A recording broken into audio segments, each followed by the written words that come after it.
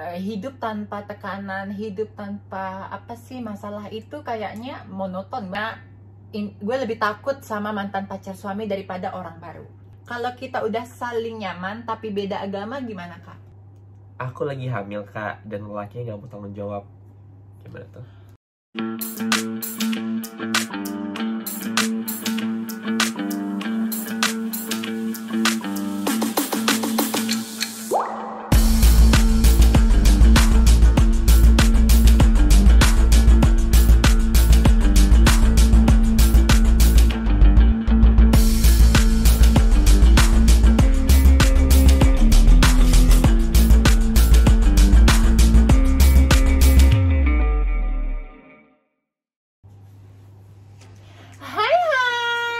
Welcome back to my channel.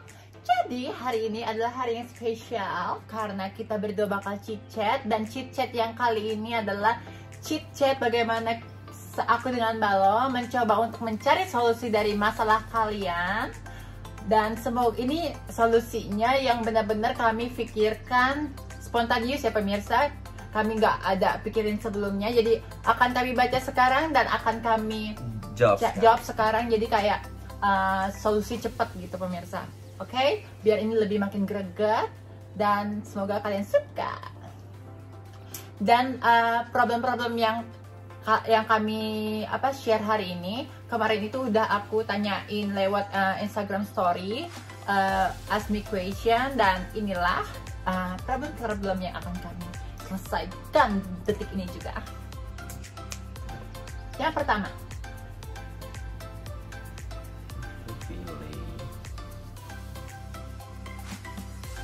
oke, ini problem yang pertama ya. Banyak banget Kak tekanan dari sana sini, kadang bikin capek hidup. Berarti tekanan apa kehidupan ya? Tapi menurut gue ya, hidup tanpa tekanan, hidup tanpa apa sih masalah itu kayaknya monoton, bener gak sih? Kayak hidup itu terlalu lurus, terlalu enak juga. Karena gini ya pemirsa, hidup itu pasti ada up dan pasti ada downnya, pasti ada senang dan suka, pasti ada dukanya. Jadi menurut gue sih, di saat Tuhan memberikan kamu kesenangan atau memberikan kamu berkat, kamu nikmati semaksimal mungkin. Jangan kalian tahan-tahan, jangan kalian pokoknya just enjoy it, just enjoy the moment di saat kalian itu senang. Dan di saat kalian mendapatkan masalah, enjoy it also, karena memang di hidup itu nggak mungkin selalu senang dan nggak mungkin selalu susah. Di saat kamu punya masalah, disitulah kalau kamu pengen nangis, pengen teriak, lakukan. Karena kalau itu yang membuat kamu merasa lebih baik, ngerasa lebih lepas, lakukan. There's nothing wrong with that. Ya, soalnya karena aku juga pernah dengar ya dari pendeta aku bilang, ketika Tuhan memberi kita masalah, dia nggak akan memberi masalah yang bukan kapabilitas kita. Iya. Dia pasti kalau membuat masalah itu pasti dengan jalan keluarnya sendiri. Nah, tugas kita tuh gimana cara kita menemukan jalannya itu. Karena setiap masa pasti ada jalan keluar. Iya. Dan selalu ingat ya, kalau aku biasanya kalau aku ada masalah, aku selalu mikir, oke, sekarang aku harus deal, aku harus solve this problem, aku harus selesaikan problem ini karena nanti in the future aku akan mentertawakan kebodohan yang kulakukan sekarang. Pokoknya dan biasanya setelah banyak bertubi-tubi masalah yang kita hadapi, akan selalu ada pelangi setelah hujan pemirsa. Next, pengen cepet-cepet aktivitas kerja lagi. Kita juga begitu pemirsa, especially Balo. Iya benar sekali, karena nggak ada event gitu, nggak ada kerjaan. Kayak aku yang biasanya setiap hari tuh warawiri sana sini, tiba-tiba nggak ada kemana-mana, cuma harus di rumah. Kayak gue harus ngapain? Kayak bingung gitu, secara freelancer gitu kan. Iya. Dan di saat lockdown ini, gue itu baru ngerasain gimana biasanya kan kalau kita kita lagi ngumpul sama teman, terus kita bilang, yuk kita ngumpul hari ini. Terus temanku selalu bilang, ya aku nggak bisa, gue kerja, aduh capek banget sih, kerja terus. Dan kita itu selalu mengeluh dengan pekerjaan kita. Dan sekarang Tuhan memberikan kita waktu untuk tidak bekerja, istirahat istilahnya. Dan look what we feel, we miss it. Ya. Karena pekerjaan itu memang adalah sebagian besar dari kehidupan kita. Benar gak sih? Hidup.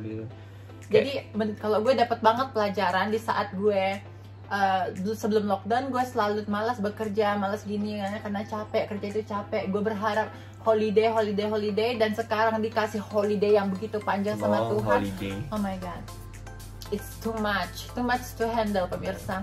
Berarti bisa kita simpulkan bahwa sesuatu yang berlebihan itu tidak baik ya. Iya, just keep everything in balance dan jadikan lockdown ini sebagai motivasi kalian untuk menjadi lebih baik setelah nanti Miss Corona kelar. Ya, benar sekali. Oke. Next.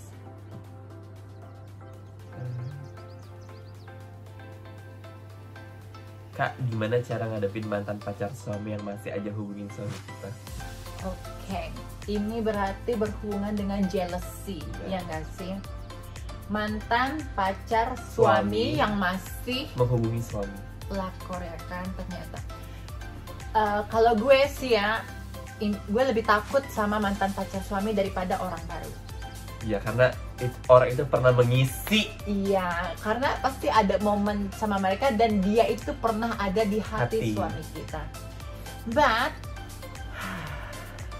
ini tentatif ya pemirsa, karena ini masalah perasaan dan kebanyakan masalah perasaan itu nggak ada jalan keluarnya dan tidak ada kata benar dan tidak ada kata salah. Namun, dari perspektif masing-masing. Iya, yang kalau itu terjadi sama aku, yang pertama orang pertama yang akan aku ajak ngomong adalah suamiku. Kenapa? Karena kalau suamiku tidak meresponnya, kalau suamiku tahu kita nggak suka kalau mantannya menghubungi dia, itu tidak akan terjadi extension, ngerti ya? Tidak akan berlanjut. So the first thing you have to do is kamu harus komunikasikan kepada suami kamu, bilang kamu tidak suka kalau dia berhubungan dengan mantannya, dan tunjukkan, kasih tahu sama dia kenapa kamu tidak suka, dan kalau dia mencintai kamu pasti dia akan ngelakuin itu. Ya karena istilahnya mantan kan, maksudnya dia udah pisah istilahnya. Iya. Terus ngapain lagi balikan lagi istilah itu, maksudnya walaupun dia cuman kayak say hi itu, tapi ngobrol itu kan nggak etis lagi, karena kalian tuh pernah punya perasaan, cuma ada sesuatu yang buat kalian itu putus. Nah, ya udahlah, maksudnya udah putus, udah cut aja semua. Iya, karena nggak etis banget. Gak tapi etis ada keadaan yang biasanya kenapa mantan suami menghubungi suami kita terus, karena masalah pekerjaan. Betul. Nah, sebagai istri kan kita harus mensupport suami kita, bener nggak sih? Kalau masalah pekerjaan, satu, aku akan bilang sama suamiku, ada nggak jalan lain biar kalian tuh jangan berkomunikasi, atau orang atau asistennya suamiku yang melakukan itu. Tapi kalau memang tidak bisa digantikan posisinya, ya kita mesti make sure kalau suami kita itu setia sama kita harus makin menyayangi dia, kita tuh harus memperlihatkan kualitas kita, dan kita itu harus menjaga cinta itu tetap ada di situ. Dan jangan lupa, biasanya kan karena jealousy kita itu ngomel, kita itu buat annoying gitu di telinga suami. Jangan lakukan itu pemirsa. Give him love and make him still love you, you know? Karena kalau dia cinta sama kamu, otomatis kesetiaannya juga bisa kamu pegang. Nah, itu dari Alin yang udah bersuami. Yes. Dan saya masih single guys. Next apa ya? Kalau kita udah saling nyaman tapi beda agama, gimana Kak? Ini problem kebanyakan pasangan di Indonesia, dan banyak banget terjadi sama temanku. Banyak banget. Gini ya, kalau menurut gue, kita bahas dari awal dulu ya. Kalau kamu harus lihat dari sisi orang tua kamu. Kalau orang tua kamu adalah tipe yang bisa merelakan kamu pindah agama, oke, berarti kamu tuh ada chance untuk menjalin hubungan dengan laki-laki atau perempuan yang berbeda agama dengan kamu. Tapi kalau kamu tahu sekali orang tua kamu nggak bisa menerima hal itu, Jadi hal yang bisa kalian lakukan untuk mencegah itu terjadi adalah fokus sama laki-laki atau perempuan yang satu keyakinan dengan kamu, dan jangan pernah memberikan kesempatan yang beda agama untuk masuk. Karena begitu udah menjadi hubungan, itu susah untuk Iya. Kalau udah nyaman tuh, susah untuk dikat. Iya, otomatis kamu harus memilih. Kalau misalnya suami nggak mau pindah agama dan orang tua nggak mau kamu pindah agama, itu berarti kamu itu diposisikan di posisi yang sangat tidak mengenakan. Satu sisi kamu mencintai laki-laki atau perempuan ini, dan di satu sisi kamu menyayangi orang tua. So for me, kalau gue sih lebih baik ya kita itu jangan mencari masalah deh. Ngerti gak sih? Di saat lu tahu ini nggak bakal berhasil, jangan pernah dijalani. Jangan pernah dijalani karena takutnya nyaman. Dan saat nyaman ini yang akan membunuh dirimu sendiri. Ini saja sih. Makanya lebih baik sih, alangkah baiknya mencari yang satu iman. Exactly. Ya, lebih bagus bukannya aku mengajarkan kalian untuk main aman atau gimana ya. Cuman ya, the life will be better if you do things like that. Otherwise, atau kalau kalian punya tekad atau kalian adalah tipe yang ini adalah sebagai challenge untuk gue, gini segala macam, lakukan. Nggak ada yang salah tentang itu, tapi kalau kalian merasa kalian tidak kuat untuk melawan apa yang akan menjadi konsekuensi di saat kalian menjalankan hubungan itu, jangan pernah kalian lakukan. Oke, next ya. Udah jelas ya? Iya.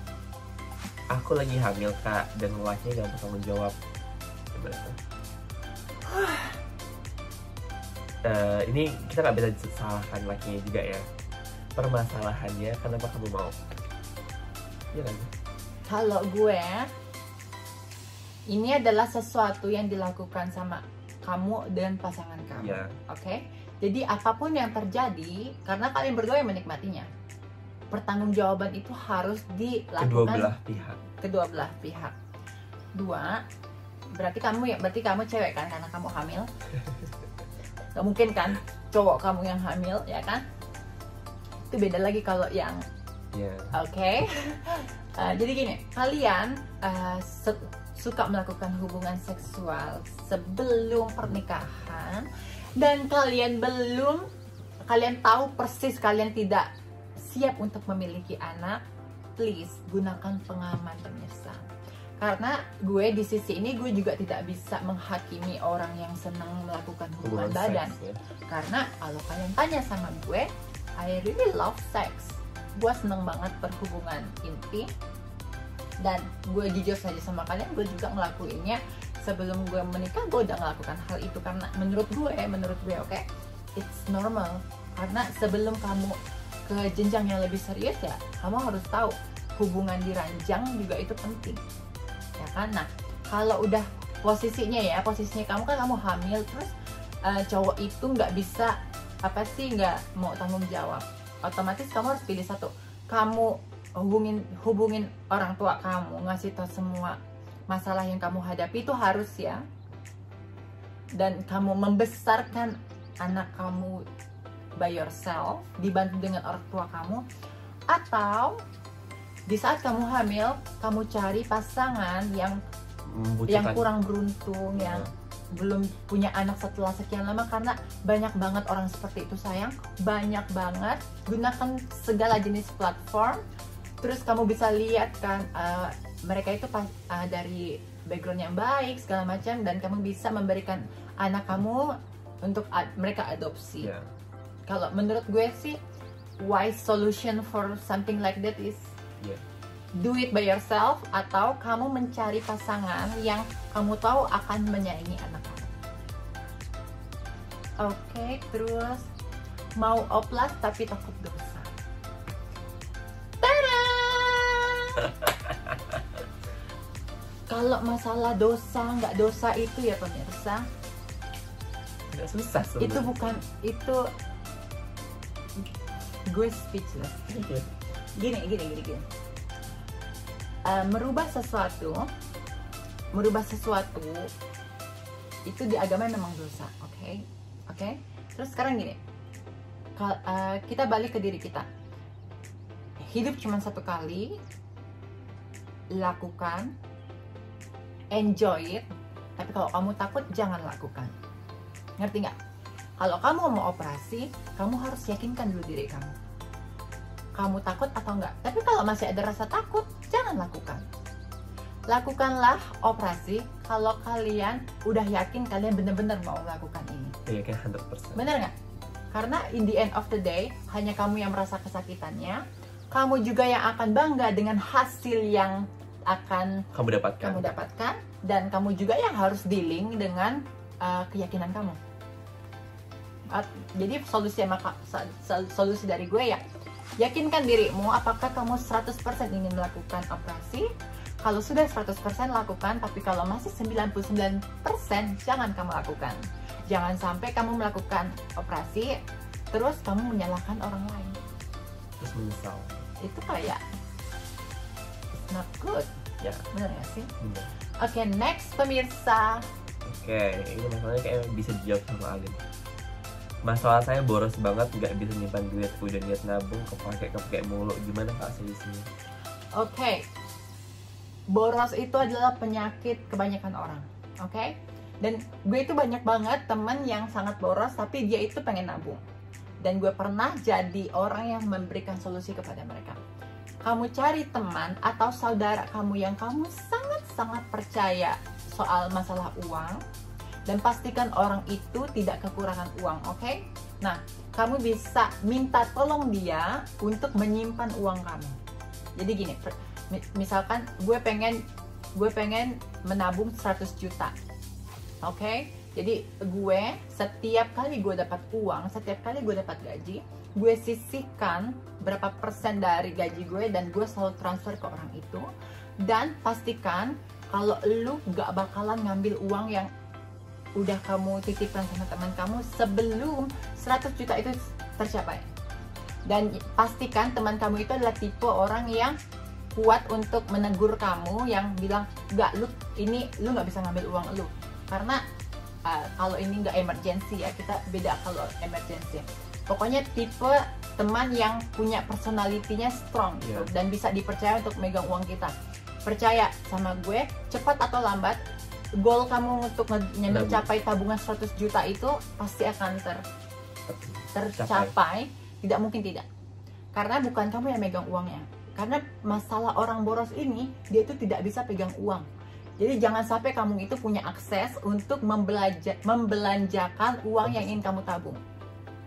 Dan jangan buat excuse sih untuk bener-bener kayak gue perlu banget nih. Everything need discipline. Dari diet, dari menabung, semuanya perlu disiplin. Karena disiplin itu penting pemirsa. Makanya kalian diajarkan disiplin dari SD kan? Ya, dari apa setiap hari Senin itu pasti ada upacara bendera. Terus kalau datang ke sekolah itu harus tepat waktu, pagi-pagi banget. Karena memang disiplin itu sangat dibutuhkan di semua bidang. Aspek kehidupan itu butuh disiplin. Benar.